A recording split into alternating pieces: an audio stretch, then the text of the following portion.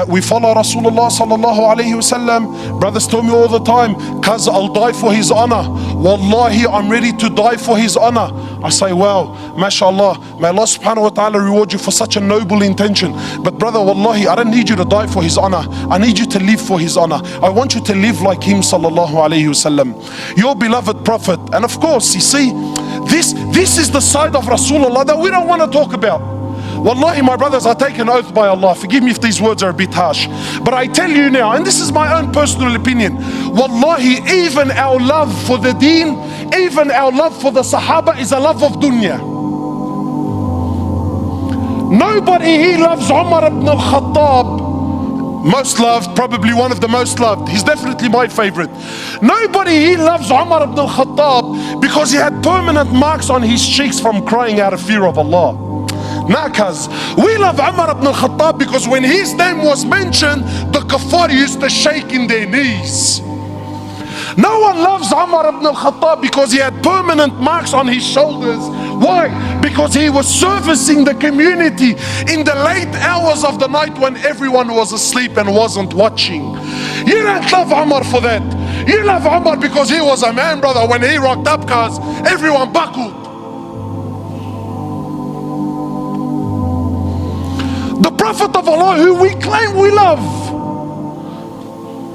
Because I'm sure you're thinking in your mind, wallah brother, may Allah reward you, very nice khutbah, very emotional, very touching, but cuz you don't understand, what this person did to me is unforgivable. And I repeat, there is absolutely no scenario. I don't care if he shot your mother, he shot your father, he raped your child. I don't care what scenario you could possibly throw at me. Forgiveness is the key. The Prophet of Allah for 13 years in Mecca, live this with me, 13 years in Mecca, prosecuted, harmed, sworn at, spat at, had dust thrown in his face. They killed his companions. For what? For what? What crime did he do? What crime did he do? What? He looked at someone's sister? What? He didn't cough up his money at the end of the business transaction? What crime did he do? 13 years. They boycotted him and his family for 3 years. Sahaba said we were eating the leaves of the trees until our droppings became like the droppings of animals for 3 years. For what? What crime? They divorced his daughters. Sumayya radiallahu in front of the Prophet, publicly. I'm not telling you, wallah, you know what, that they started sending around a WhatsApp video about what. No. Publicly, live, in front of the Prophet and his companions, they grabbed Sumayya, a woman. They grabbed her publicly.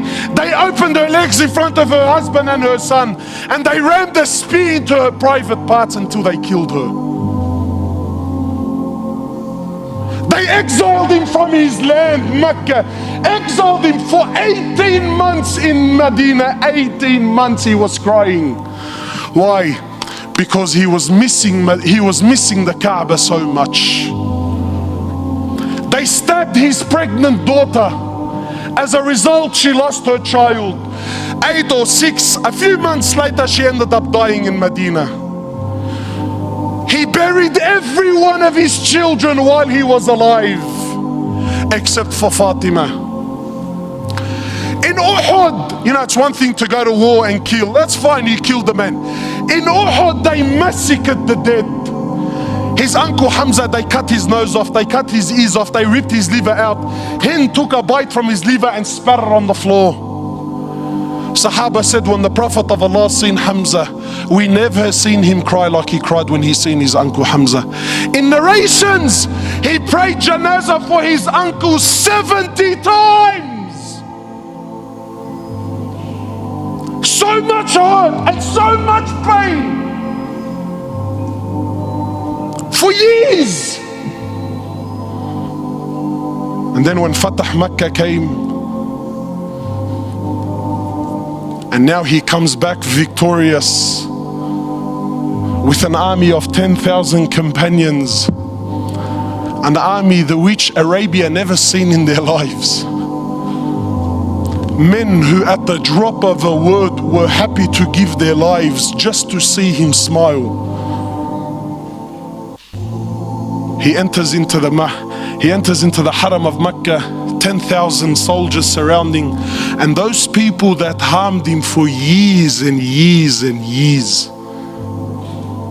Not Muslims. And I'm asking you to forgive your Muslim brother. God forbid I should ask you to forgive kafar. I'll be labeled on the payroll, scholar for $1. Wallahi, you mop the floor with me.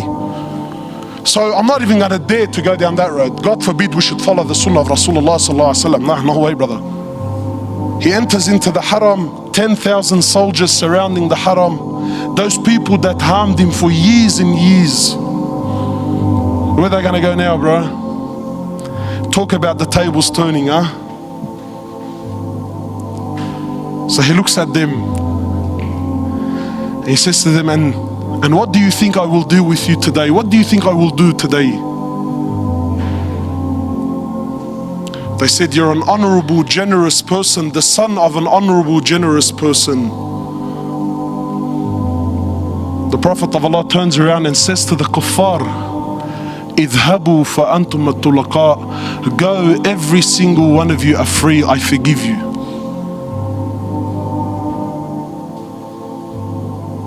Where's this sunnah in our lives, man? Where's this deen?